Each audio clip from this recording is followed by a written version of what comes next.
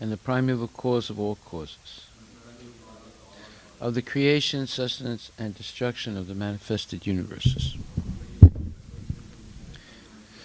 He is directly and indirectly conscious of all manifestations. And he is independent because there is no other cause beyond him. It is he only who first imparted the Vedic knowledge unto the heart of Brahmaji, the original living being.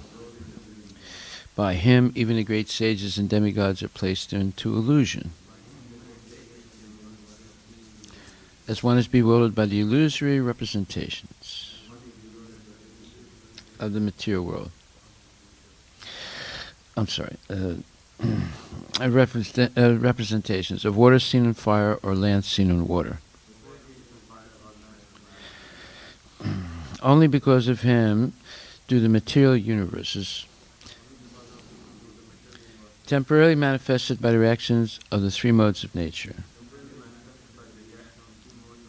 appear factual although they are unreal. I therefore meditate upon him, Lord Sri Krishna, who is eternally existent in the transcendental abode, which is forever free from the illusory representations of the material world. I meditate upon him, for he is the absolute truth. Dharma Pujita Kaitravocha Paramo Nirmatsaranam Satam Vedyam Vasta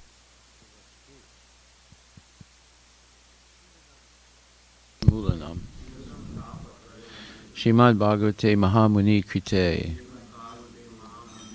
Kim Vapurir Ishwaraha Sadyo Hidi Aburudyate Tra Kriti Bihi Susursubistakshanat. Completely rejecting all religious activities which are materially motivated. This Bhagavata Purana propounds the highest truth, which is understandable by those devotees who are fully pure in heart. The highest truth is reality distinguished from illusion for the welfare of all. Such truth uproots the threefold miseries. This beautiful Bhagavatam, compiled by the great sage Vyasadeva in his maturity, is sufficient in itself for God realization. What is the need of any other scripture? As soon as one attentively and submissively hears the message of Bhagavatam, by this culture of knowledge, the Supreme Lord is established within his heart. Nigama kalpatarur galitam phalam Sukumakad amrita dravya samyutam Pibata bhagavatam rasam alayam Muhur aho rasika bhuvi bhavukaha. O expert and thoughtful men, relish Srimad Bhagavatam, the mature fruit of the desire through Vedic literatures. It emanated from the lips of Sri Sukadeva Goswami. Therefore, this fruit has become even more tasteful, although its nectarian juice was already relishable for all, including liberated souls. Srimad Bhagavatam, Canto 1, Chapter 9, text number 32 again, because we didn't finish discussing the purport yesterday.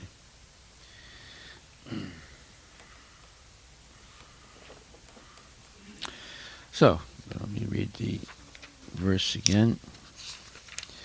Bhismadeva said, "Let me now invest my thinking, feeling, and willing, which were so long engaged in different subjects and occupational duties, in the all-powerful Lord Sri Krishna. He is always self-satisfied, but sometimes, being the leader of the devotees, he enjoys material pleasure by descending on the material world, although from him only the material world is created. Huh?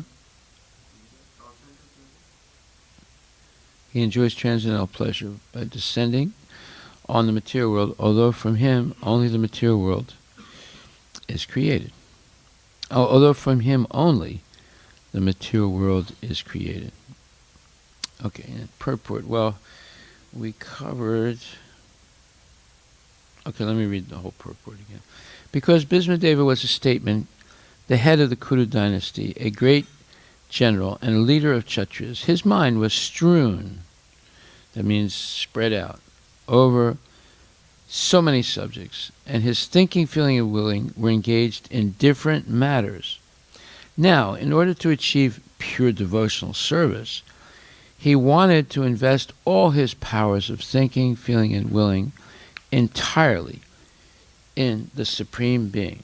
So, this should be noted by us that as long as we're engaged in material activities, our attention is strewn or divided or spread out in many different directions.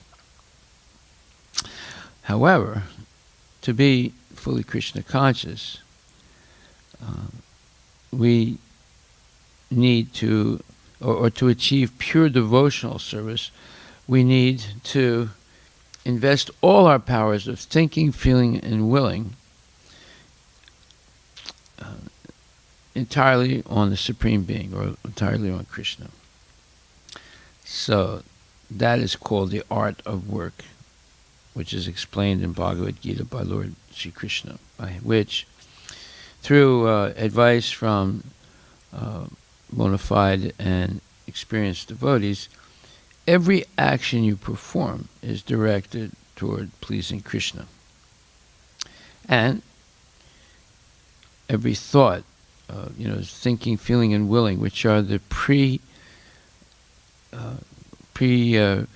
let's say, requisite steps, psychological steps before one acts, must be always in terms of the Shastric evidence and rules and regulations, so that our action is directed toward pleasing Krishna. Okay, so Lord, he is described herein as the leader of the devotees and all-powerful, so that's Bhismadev. Although Lord Sri Krishna is the original personality of Godhead, he himself descends on earth to bestow upon his pure devotees the boon of devotional service. He descends sometimes as Lord Krishna as he is, and sometimes as Lord Chaitanya. Both are leaders of the pure devotees. Pure devotees of the Lord have no desire other than the service of the Lord, and therefore they are called Sattvata. The Lord is the chief amongst such Sattvatas. Bhismadeva, therefore, had no other desires. Unless one is purified of all sorts of material desires, the Lord does not become one's leader. Yeah, because this is explained in Bhagavad Gita in the 16th chapter, 24th verse, where it says, Tasmat shastram pramanam cha karya vyavastito yatva shastra vidanoktam karma kartum iharhasi. One should therefore understand what is duty and what is not duty by the regulations of the scriptures. Knowing such rules and regulations, one should act so that he may gradually be elevated. Now, this is a very important verse in Bhagavad Gita. It's in the 16th chapter, which explains divine and demoniac qualities. So in the purport, Prabhupada explains how one becomes a pure devotee, and he also explains how one becomes a nonsense demon. He explains both processes in the purport. So he says, as stated in the 15th chapter, all rules and regulations of the Vedas are meant for knowing Krishna. If one understands Krishna from the Bhagavad Gita and becomes situated in Krishna consciousness, engaging himself in devotional service, he has reached the highest perfection of knowledge offered by the Vedic literature. Lord Chaitanya Mahaprabhu made this process very easy. He asked people simply to chant Hare Krishna, Krishna Krishna, Hare Hare, Hare Rama, Rama Rama, Hare Hare, and to engage in the devotional service of the Lord and eat the remnants of foodstuff offered to the deity. That doesn't sound hard at all, does it? It sounds pretty easy, pretty basic, right? One who is directly engaged in all these devotional activities is to be understood as having studied all the Vedic literatures.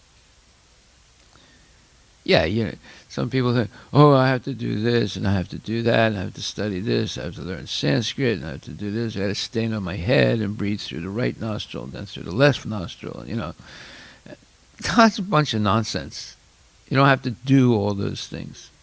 You simply have to chant Hare Krishna, engage all the time in devotional service, or at least know how to direct every one of your activities toward pleasing Krishna, which is called the art of work, and eat Mahaprasadam. Anybody can do that, right? It's not difficult. One who is directly engaged in all these devotional activities is to be understood as having studied all the Vedic literature. He has come to the conclusion perfectly. Yeah, chant Hare Krishna, eat prasadam, dance, and engage in Krishna's service. Of course, for the ordinary persons who are not in Krishna consciousness or who are not engaged in devotional service, what is to be done and what is not to be done must be decided by the injunctions of the Vedas. One should act accordingly, without argument. That is called following the principles of Shastra. Shastra comes from the Vedic word Shastatu. So, Shastatu is a type of, let's call it a obligation that you cannot avoid. And this idea of Shastra is like there's a scolding stick, right? And Shastra will, in a sense, beat you into submission, right? Or it should be like that. So instead of fighting the Shastra, one should surrender, right? And that's why he says, one should act accordingly, according to the Vedic injunctions, without argument. That is called following the principles of Shastra or Scripture. Shastra is without the four principal defects that are visible in the conditioned soul: imperfect senses, the propensity for cheating, certainty of committing mistakes. He says certainty, that means definitely we're going to make mistakes. And the propensity for cheating, certainty of committing mistakes, and certainty of being illusioned. We're living in the world of illusion. Everything is illusory in the material world. Right?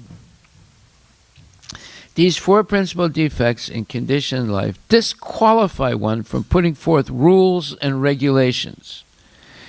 Therefore, the rules and regulations as described in the Shastra, being above these defects, are accepted without alteration by all great saints, acharyas, and great souls. So when I was in Berkeley, there was this one pujari.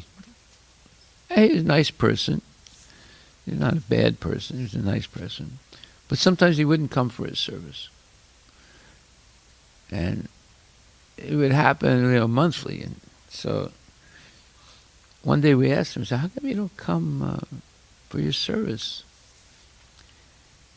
He said, well, I have some rules and regulations that I follow. I said, okay. What rules and regulations are that? He said, well, whenever I have illicit sex, I don't come 3 days to the temple. So, you see, that's exactly what Prabhupada's saying here, right? These four principal defects in conditioned life disqualify one from putting forth rules and regulations. Therefore, the rules and regulations as described in the Shastra, being above these defects, are accepted without alteration by all great saints, acharyas, and great souls. So he made some rule and regulation for himself, you understand? Rather than following the rules and regulations of the Shastra, he's making his own rules and regulations, right? So this is, the type of nonsense that goes on, unfortunately. And so someone might say, well, wait a minute, that sounds reasonable, doesn't it? No, it's not reasonable, engaging in illicit sex, right? That's not reasonable. So these rules and regulations are things that we should follow, right? We don't make up other rules and regulations because we don't follow them. So in India, there are many parties. There was another one in Berkeley. He was another pujari, an experienced pujari. And one day we got a phone call in the temple. We said, we have to go down to the police station in Berkeley to talk to the police. So I said, well, what's the occasion? I said, did we do something wrong? I said, no, not you, but one of your people is here. He was arrested.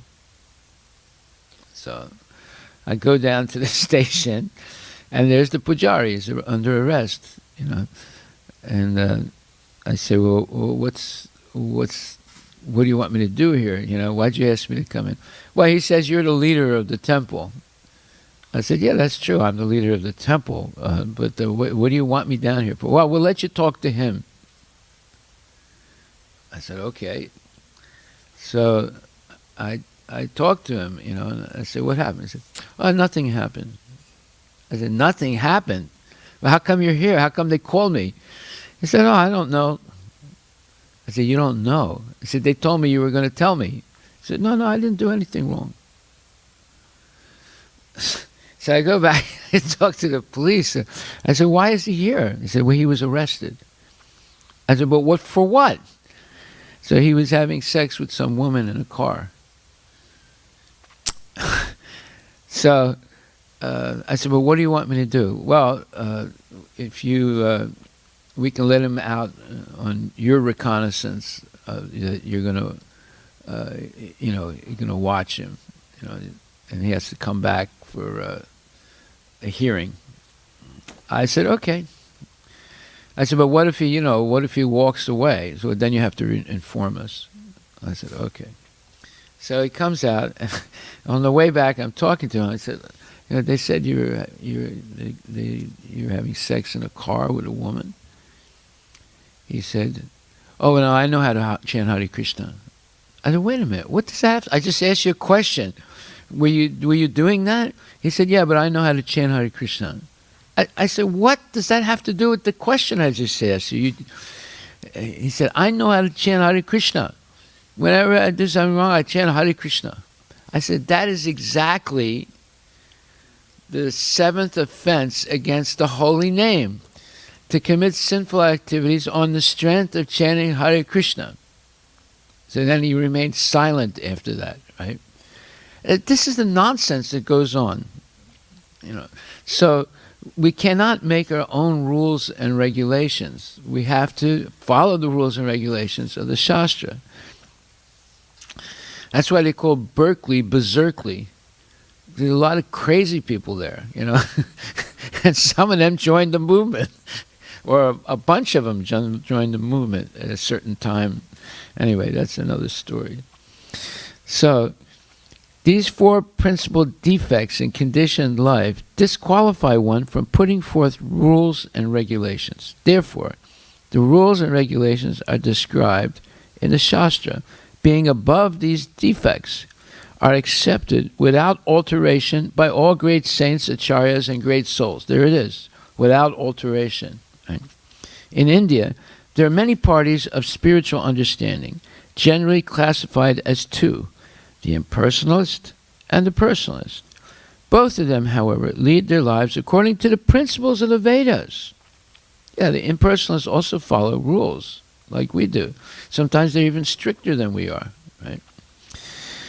Therefore, the rules and regulations as described in the Shastra, being above these defects, are accepted without alteration by all great saints, acharyas, and great souls. So, if there's an impersonalist, even if he's a Mayavadi impersonalist, we said there are bona fide impersonalists, and then there's the Mayavadis who are not completely bona fide.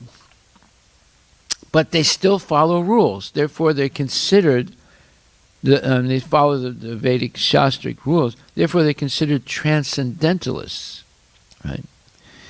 But of course, the Mayavadis commit many offenses, so they don't really reach the goal of going back to Krishna. They might for some time merge into the Brahma Jyoti, but they will fall down. So it says here, one who actually therefore understands without following the principles of the scriptures, one cannot elevate himself to the perfectional stage. One who actually therefore understands the purport of the Shastras is considered fortunate.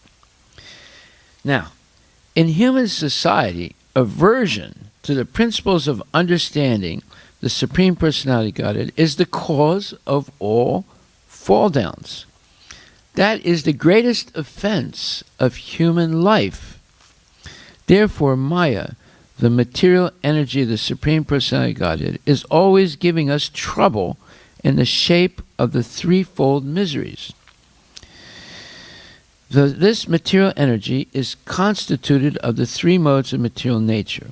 One has to raise himself at least to the mode of goodness before the path to understanding the Supreme Lord can be opened. See, now this is the fault of modern education.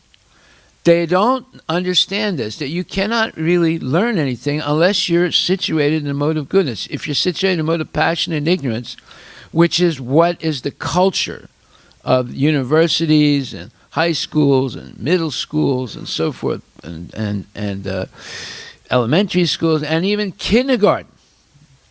It's impossible for such kids to learn real knowledge. They can learn nonsense, but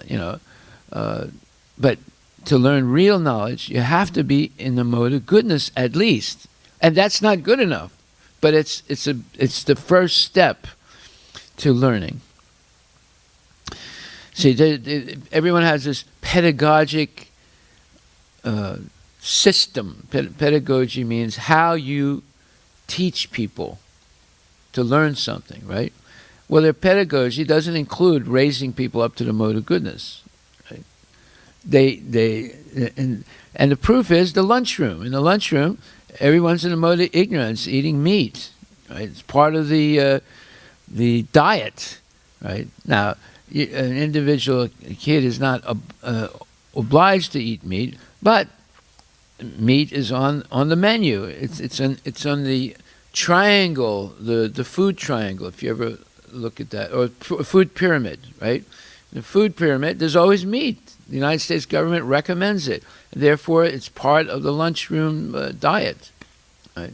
So, obviously, they keep the kids in a mode of ignorance, and they don't really learn anything of substantive value for their life. They learn how to maybe get a job, but not how to save themselves from the cycle of birth and death. So, it says, that is the greatest offense of human life. That is aversion, or let's say refusal to refusing the principles of understanding the Supreme Personality of Godhead. And that's the cause of fall downs. That is the greatest offense of human life. Therefore, Maya, the material energy of the Supreme Personality of Godhead, is always giving us trouble in the shape of the threefold miseries.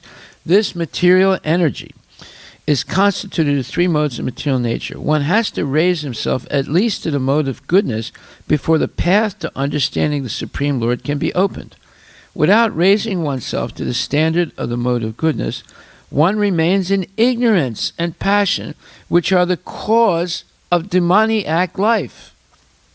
Those in the modes of passion and ignorance deride the scriptures, deride the holy man, and deride the proper understanding of the Supreme Personality of Godhead. They disobey the instructions of the spiritual master, and they do not care for the regulations of the scriptures. In spite of hearing the glories of devotional service, they are not attracted. Thus, they manufacture their own way of elevation. These are some of the defects of human society which lead to the demoniac status of life. If, however, one is able to be guided by a proper and bona fide spiritual master who can lead one to the path of elevation, to the higher stage, then one's life becomes successful. There you are. This is a very important purport by Prabhupada. And Srimad Bhagvatam is saying virtually the same thing. He says, desires cannot be wiped out, but they have to be purified. It is confirmed in the Bhagavad Gita by the Lord himself that he gives his instruction from within the heart of a pure devotee who is constantly engaged in the service of the Lord. So you don't get Krishna's instruction by dissecting a frog in the biology class, you see. This is what they're teaching kids, dissect a frog. What do you learn when you dissect a frog? You don't learn anything, really. You just learn, he's got legs and he's got a heart or whatever, but there's no substantive knowledge. See? Such instruction is given not for any material purpose, but only for going back home, back to Godhead. What Krishna reveals from the heart is knowledge by which you can return back to Godhead. For the ordinary man who wants to lord it over material nature, the Lord not only sanctions and becomes a witness of activities, but he never gives the non-devotee instructions for going back to Godhead. That is a powerful statement Prabhupada is making. And it's true.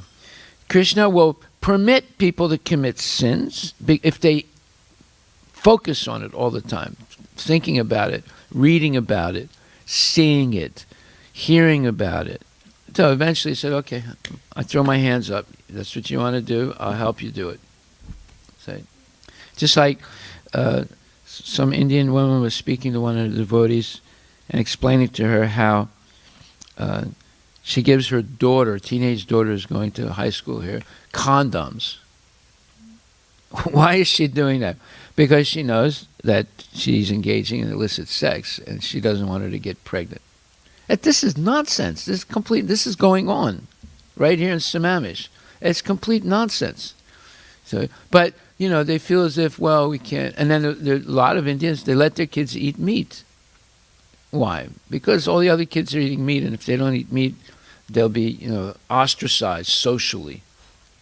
And all these things are unfortunate, and it's not only going on here. Just like one boy whose family moved back to India, who were devotees in this temple, and then they came back, and then I was talking to him one day, and I said, how was it in the school in India? So I went to a Vaishnava school. I said, really? Oh, that's good, He said, no, it's not that good. I said, what? What do you mean, what's not that good? So all the kids eat meat. I said, really? He said, yeah, and they were trying to convince me to eat meat. There you are. You see, it's not that India in some ways may be better in some places, but in most places it's not any better, right? Okay, so now it says, for the ordinary man who wants to lord it over material nature, the Lord not only sanctions, that means permits, and becomes a witness of the activities, but he never gives the non-devotee instructions for going back to Godhead. That is the difference in dealings by the Lord with different living beings, both the devotee and the non-devotee.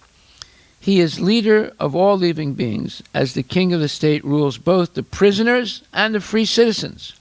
But his dealings are different in terms of devotee and non-devotee. Non-devotees never care to take any instruction from the Lord. That's a definition of non-devotee. They don't take instructions from the Lord. They don't take instructions from the acharyas.